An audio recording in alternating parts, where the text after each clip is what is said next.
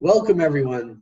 We are the Wakened by Yahuwah Fellowship Assembly and Yahuwah Almighty Yahushua Messiah, my sister Shulina, our brother Dennis, our sister Sally, and we're going to be reading chapter 2 of IYub, Job. So I'll be reading from the Septuagint because I like the way it translates certain terminology here. So you'll see a little bit of a difference here. All right, so chapter 2 of IYub, which says, "And it came to pass on a certain day that the angels of Elohim came to stand before Yahuwah, and the devil came among them to stand before Yahuwah." Now, obviously, this is showing that this is a heavenly council. This is not normal humans. Satan would not come among normal humans to present themselves to the Father. So that's a hint there in your Masoretic texts that say sons of Elohim, what the sons of Elohim in the Old Testament actually are. All right. Verse 2 here says, "And Yahuwah said to the devil, 'Where do you come from?' And the devil said before Yahuwah, 'I have come from going through the world and walking about the whole earth.'" Now, seems like a little inconsistency in this English translation here. Yeah. The King James actually says "down in it." And Yahuwah said unto Satan, whence comest thou? Meaning, where have you come from? And Satan answered Yahuwah and said, "From going to and fro in the earth, and from walking down and up and down in it." So again, hollow earth there in chapter 2. So I just wanted to check that because sometimes these translators are inconsistent sometimes, these English translators. "And Yahuwah said to the devil, Have you then observed my servant IYub, that there is none of men upon the earth like him, a harmless, true, blameless, righteous man, abstaining from all evil, and he yet cleaves to innocence, whereas you have told me to destroy his substance without cause." Now, it's interesting it says substance because that Hebrew word, I believe, is golem. So it's actually talking about his substance, meaning his being. Okay, so like what he actually is, like basically utter destruction to a person. So his substance without cause. "And the devil answered and said to Yahuwah, Skin for skin, all that a man has will he give as a ransom for his life." Now, you can technically cross-reference with this the book of Mark, and I'll do this real quick. Mark 8:36. I think the devil's kind of hinting to this, that he's just flesh. He'd rather keep his own life. He'll give anything for his own life. And so Mark 8:36 says, "What shall it profit a man if he shall gain the whole world and lose his own being?" So basically, Satan's trying to hint to, he would sell anyone out to keep his own life. Why you put so much trust in him? That's basically what he's saying, in my opinion. So yeah, what a man has, he will give for his life. And Yahushua says, if you want to follow me, you will have to lose your own life, not keep your own life. So again, this is Satan's reversal here. He tries to say that us humans, we wouldn't be able to count the cost, basically. "But put forth your hand now and touch his bone and his flesh, and he will curse you to your face." Wow, that's a big accusal there. "And Yahuwah said unto Satan, Behold, he is in your hand, but save his life." Basically, do not kill him. Okay, and I wonder if it's translated a little better in the Bretons here than save. All right, okay, it says save his life. All right. "So Satan went forth from the presence of Yahuwah and smote IYub with sore boils from the sole of his front unto his crown." So, of course, he attacks the guy's appearance first. Yeah. "And he took him a potsherd to scrape himself with all, and he sat down among the ashes.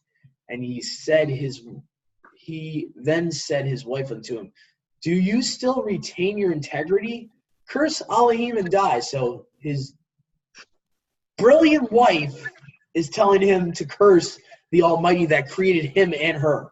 Basically, to curse the potter. Okay? Yeah. Really smart. Terrible. Yeah, wonderful wife. But he said unto her, you speak as one of the foolish women speaks. What? Shall we receive tube at the hand of Elohim, and shall we not receive evil? I always want to check here. Oh, wow. Thanks, Mazarites. Should be Yahuwah here. Yeah, the Lord is here in the Septuagint. But look on her and said to her, you have spoken like one of the foolish women. If we have received two things at the hand of Yahuwah, not Elohim, Mazarites, shall we not endure evil things in all these things that happened to him? IYub sinned not at all with his lips before Elohim. Now his three friends, oh boy, here we go. Having heard of all the evil that was come upon him, came to him each from his own country. Get ready, people. We're about to see salt added to the wound.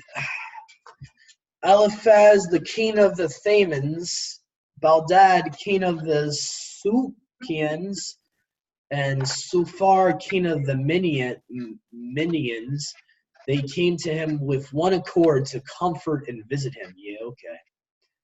And when they saw him from a distance, they did not know him, and they cried with a loud voice and wept and rent everyone his garment and sprinkled dust upon their heads. What? All right, that's a little weird. And they sat down beside him 7 days and 7 nights, and not one of them spoke, for they saw that his affliction was dreadful and great. Interesting. So what we can take from this chapter seems like his friends are trying to help him out and trying to mourn with him.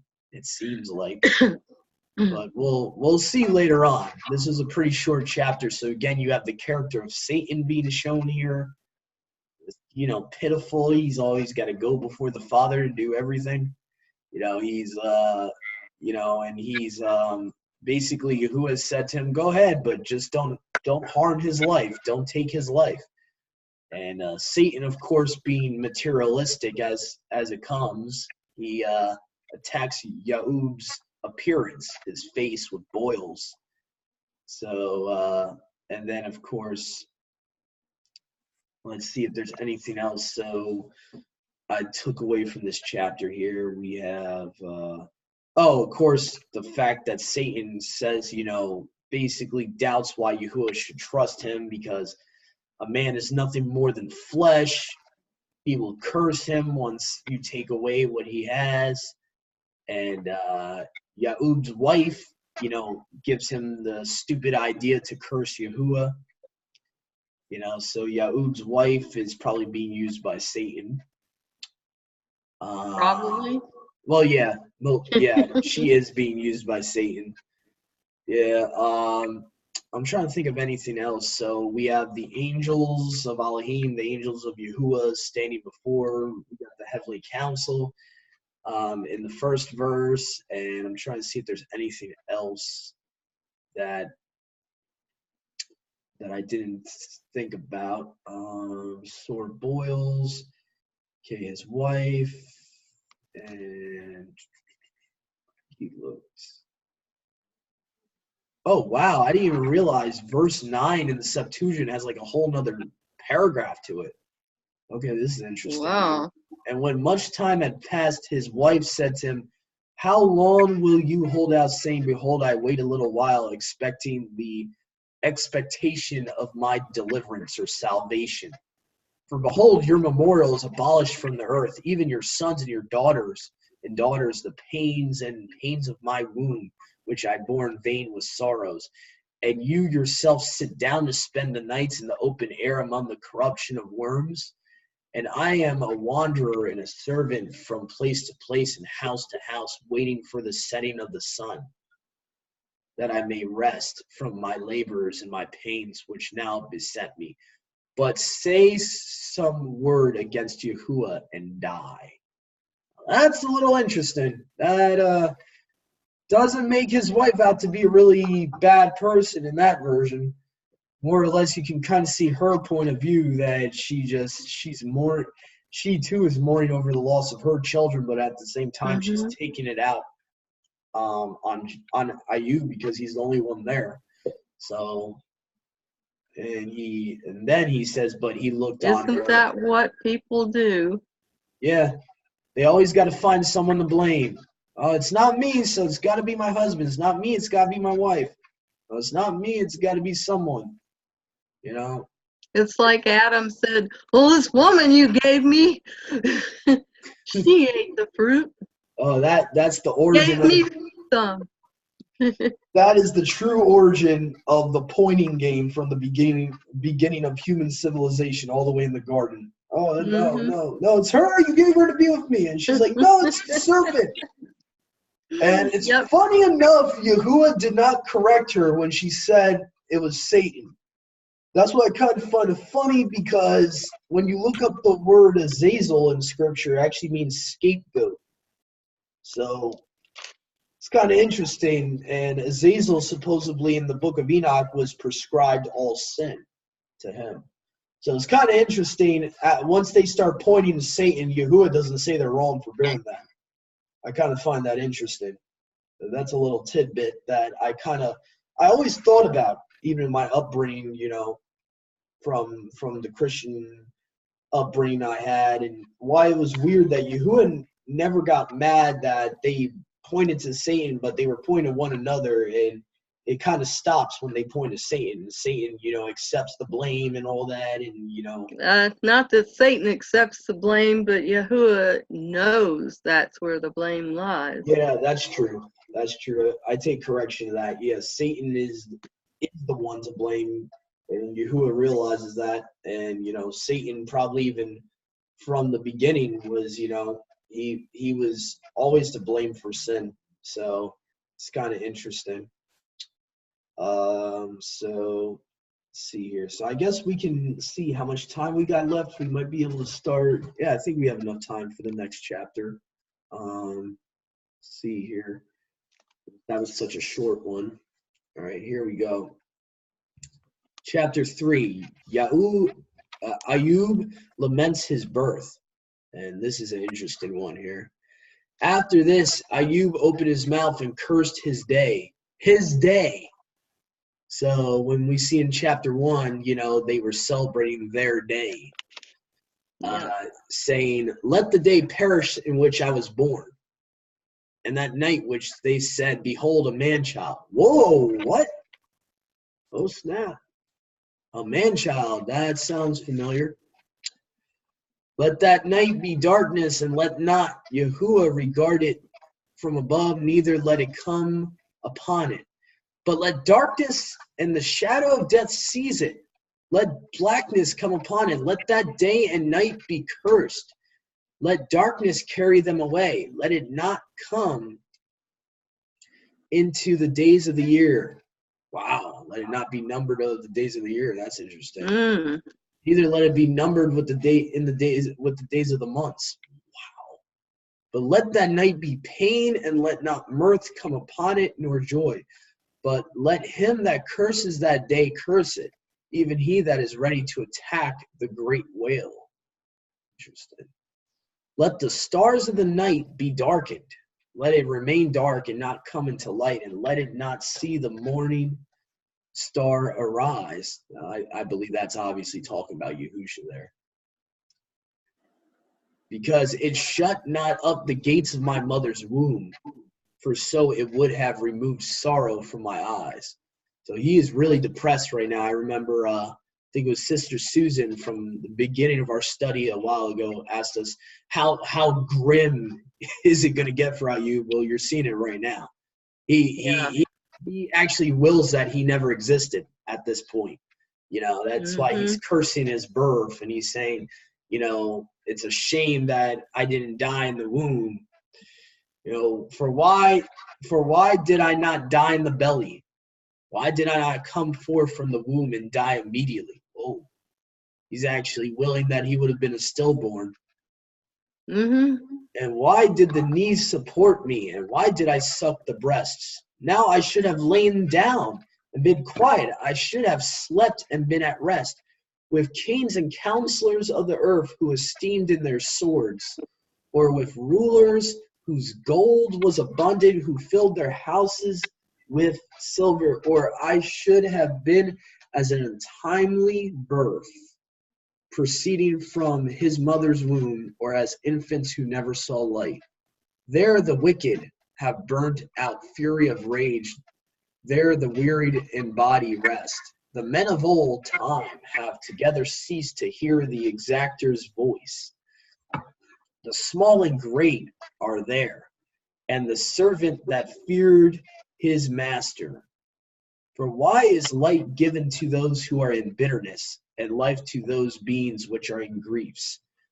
Who desire death and obtain it not, digging for it as for treasures. Wow. Kind of sounds like Revelations, what's going to happen in Revelations. They seek death and cannot find it. Mm-hmm. And would be very joyful if they should gain it. Death is rest to such a man, for Elohim has hedged him in.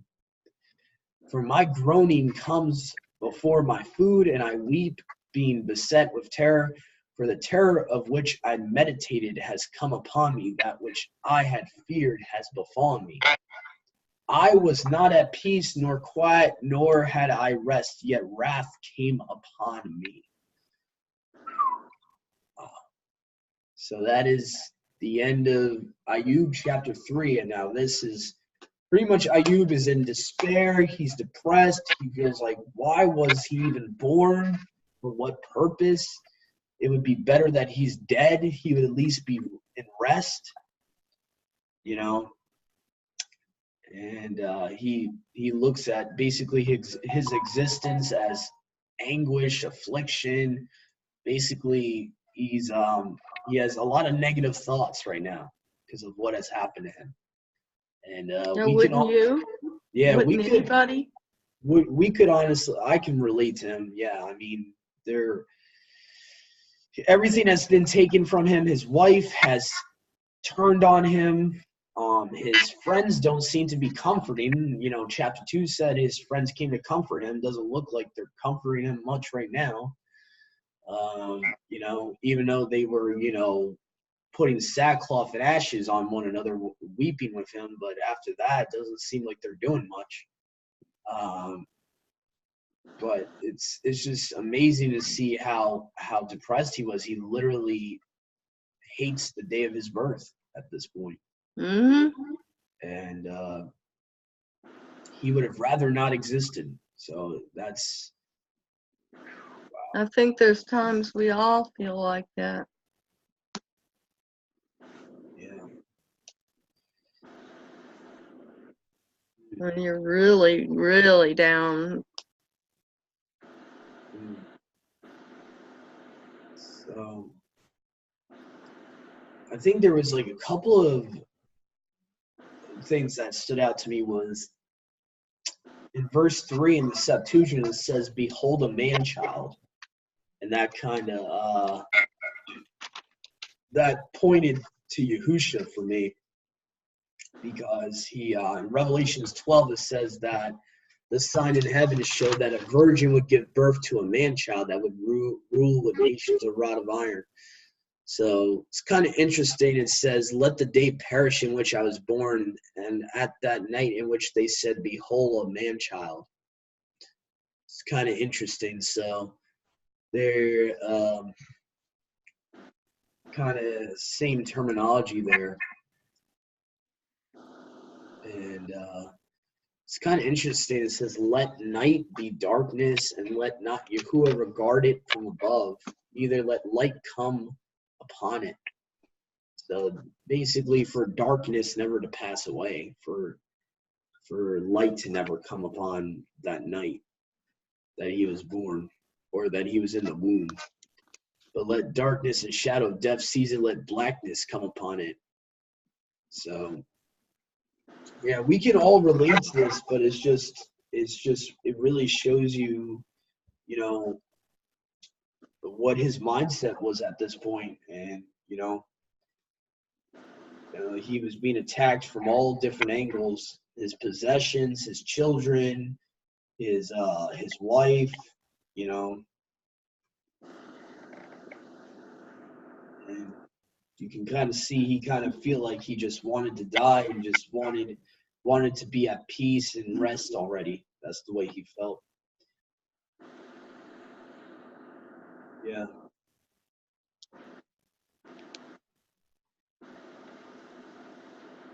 So I think this chapter also gives proof that his day, chapter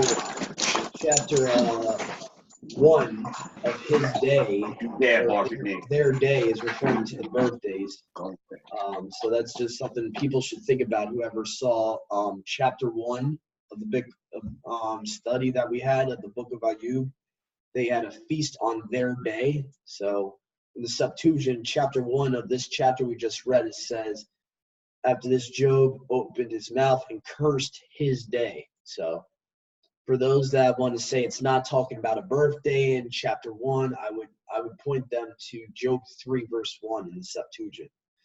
Other than that, I don't want to really beat a dead horse. I think that's all I can really get from this chapter here. Brother Dennis, Sister Sally, if you have anything to add, just go ahead. Well, one thing I would say is that he was unequally yoked. That his wife taught their children all the bad things to do. He was constantly praying and for forgiveness for all of that. Mm. So imagine the devil could use her pretty easily. Yeah. I wonder if his wife was even a Hebrew or not, because we really don't get much from his wife, and his wife just kind of lashes out at him out of nowhere, and that's really the only time you see IYub's wife really speak in the book of. Yeah, it kind of reminds me of Yehuda's wife, Oh well, he really messed up. I mean, that's Yeah. that's on a higher level there. You got a genetic problem and a spiritual problem at the same time. That's like a double whammy. That's right. I would like to call it. That's bad. You got. Yeah, I think that's why. Yeah, that's why he had to go directly into Tamar to continue the line of Yahusha. Yep. Yeah. I believe that's like Rob Skiba likes to say and his wife likes to say, that's Operation Leverage there. Yahuwah used Tamar to trick Yehuda because he didn't even realize it was Tamar. She bailed herself. He had no idea. Yeah. And so that was to save Yahusha's line. If that didn't happen, you wouldn't be able to have Yahusha through the line of Yehuda, and obviously Yahuwah is not going to have his word come void. He prophesied that his son, the Messiah, would go through that specific tribe, that lineage. So he's not going to allow himself to be, what does it say in Romans? Let Yahuwah be true and every man found a liar. So, he's not going to allow his word to be broken. But yeah, I definitely agree with Brother Dennis about Job's wife. There's something going on there that we really don't get. Literally in the scripture, she probably was unequally yoked because she's not very understanding. She probably is the one who taught the children to celebrate birthdays. Yeah. And his friends weren't really trying to help him. They were just exalting themselves and saying that his troubles were probably caused by sin. Wow. Yeah. What verse we is that? haven't gotten there yet. Okay. No, that's a little further. That's a little further into the book, but his friends weren't. It's just discouraging because his friends come and then they don't really help him. They're not much of a friend. No. And what does it say in Proverbs? A word spokenly at the perfect time is like a golden apple or honey on the honeycomb. I'm trying to remember. Yeah. Paraphrase. Apples and pictures of silver. Yes, that's it. So we should kind of apply that too in a situation like this when our our friends are down and out and they're depressed, they feel like dying, they will that they were never came into being, that they would have died as a stillborn. If one of our brothers and sisters is down and out like this, we shouldn't be saying, "Oh, you did this because of sin." Like that's just so messed up. That just really makes it worse. That's it's really we got to be understanding with our brothers and sisters about situations like that. We shouldn't be pointing the finger at them. Well, if this is happening to you is because you sinned. First of all, as you can see from chapter 1 that we've read so far in this Job book, chapter by chapter study we started already, chapter 1 shows that it wasn't because he sinned. It had nothing to do with sin. So No. we should take that as a lesson, that just because it looks like someone is suffering because they might have done something wrong and sinned before the Father, it's not always because of sin. That's another lesson that I've learned from the book of Job, in my opinion. I've learned don't judge by appearances. Don't just jump the gun and be like, "Oh, that person must have sinned. That's why they're dealing with all that." And so that's something I wanted to kind of put for the audience to kind of nibble on a little bit, that concept that it's not always because of sin that we have troubles in life. It's not always because of sin. Sometimes the Father is trying to refine us. Sometimes he's trying to turn coal into diamonds, as I like to say. So that's just something we should be thinking about, But anyway, let's see. Do you guys have anything else to add? I think pretty much that chapter is self-explanatory to me. I can't think of anything else. Well, I would encourage people to read scripture for themselves who has ever joined us today. And I think Shoshana's little dog Don might need to go out soon. He just came from the outside. Her little dog. I'm trying to be nice. I'm trying to put it in a nice way. But yeah, so hopefully you guys have enjoyed this study today, all of our viewers and listeners. Hopefully you got something out of it. And if you're a believer, if you've tuned in, hopefully this will encourage your walk to kind of understand with the Father. And this book helps me understand. Don't always be looking up and saying, "Why me? Why is this happening to me all the time?" This book has kind of helped me to get away from that mindset and kind of, basically expect that things are going to come to us because we're children of the Most High. It's not going to be an easy walk. So just because we're being righteous and blameless in his eyes doesn't mean that he's not going to put trials before us. Just something to think about. So hopefully this encouraged you to get into the scriptures. Any Christians that might have came by this, hopefully this will encourage you to read the Torah, read the Old Testament, and realize the whole scriptures is applicable to today. And for the Jews, hopefully this little tidbit I kind of pulled from the Septuagint shows you that Yahusha is the Messiah, because the Septuagint, he actually referenced the man-child there. So that's kind of interesting, the little dichotomy between man-child with Revelations 12 and here in the book of Job. So I see a lot more messianic stuff in the Septuagint than I see in the Masoretic text. I don't know if that's by design by the Masoretes or what, but I noticed that you'll see phrases like man-child, begotten in the book of Proverbs. So it's very interesting. But thank you for joining us today. And to our brothers and sisters out there, have a great rest of your Shabbat. Shabbat Shalom. Shabbat Shalom. Shabbat Shalom. Shabbat Shalom.